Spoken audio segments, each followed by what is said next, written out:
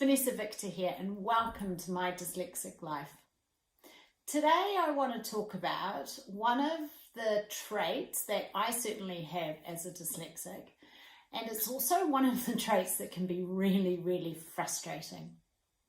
That trait is finishing people's sentences off for them. Do you do this? I have spent so many years with so many different people, and I just can't help myself. I've definitely got better as I've got older, and I've learned more about my dyslexia. You know, now I can manage this much easier, but oh my goodness, I still find it really hard sometimes. So people will be talking and, you know, they might say, I'm looking at buying this new Mini, and they'll kind of be thinking, and I'll go, oh, and you're going to get the one with like the Union Jack on the top. And they'll be like, yeah. But that wasn't really what they were going to say. I just didn't give them a chance to find the word or fill the rest of the sentence in. You know, why do we do this? I think the thing is, people misunderstand it, that we're being rude, and we're really not being rude.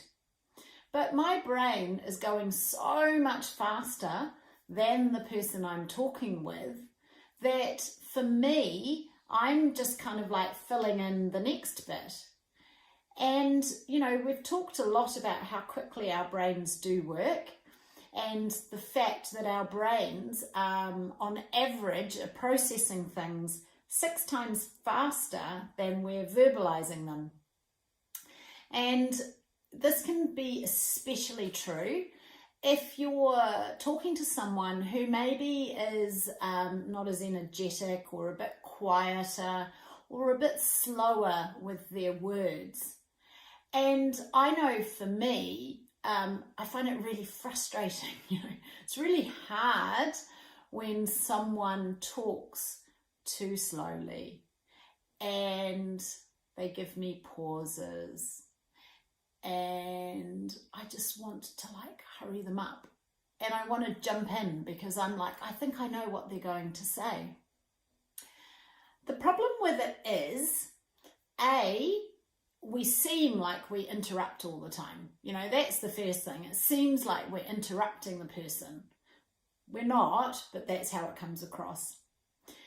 The second thing is we don't actually know what that person is going to say.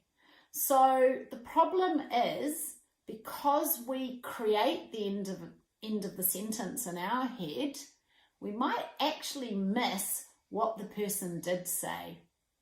Or we get confused when what they did say doesn't match what we think they were going to say.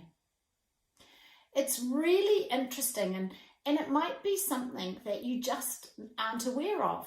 Or maybe it's something that people have pointed out to you and you're really conscious of. I think the thing is, it's not done from a place of rudeness, but it is something to be aware of when you're talking to somebody else. You know, we tend to fall into 2 camps. Dyslexics are good listeners. Yeah, we're so used to taking in so much information, not just written information. So we use a lot of our senses. So we can be great listeners. But what we can also do is maybe get the message slightly wrong. Or, as I've said, we get frustrated with people that maybe don't communicate as quickly as we do, or we just fill in what we think is going to happen. And I guess you could think of it like, I'm just trying to think of a really good example. I don't know. You know, you're talking about something with your friend. You're talking about going shopping for, clothes. And, you know, you're already visualizing the pair of you in the shopping district and going to the shopping mall. So you're already kind of 2 or 3 steps ahead of where the conversation is. So then when your friend says, and then maybe, and she kind of, goes a bit slower, you can jump in and say, oh, I know, and maybe we can go to lunch. And she's like, oh, actually, that's not what I was going to say. I was going to say we could go to the movies. So it's a really, it's a trait that can cause a lot of problems, especially in friendships and relationships. And I know for me in the past, it did cause a lot of problems, especially when I was communicating with my partner at the time, because, he would talk quite slowly and he's quite a linear thinker. So I would kind of be 3 or 4 steps down the track and I'd be trying to hurry him up or try to say what I think was going to happen. And often he would then just, kind of stand there like this and say, that's not what I was going to say. And I'm like, oh, okay. I've got a lady that I know who I did some work for a few years ago, and she's an interior designer, and she's really creative, amazing woman, definitely a dyslexic picture thinker.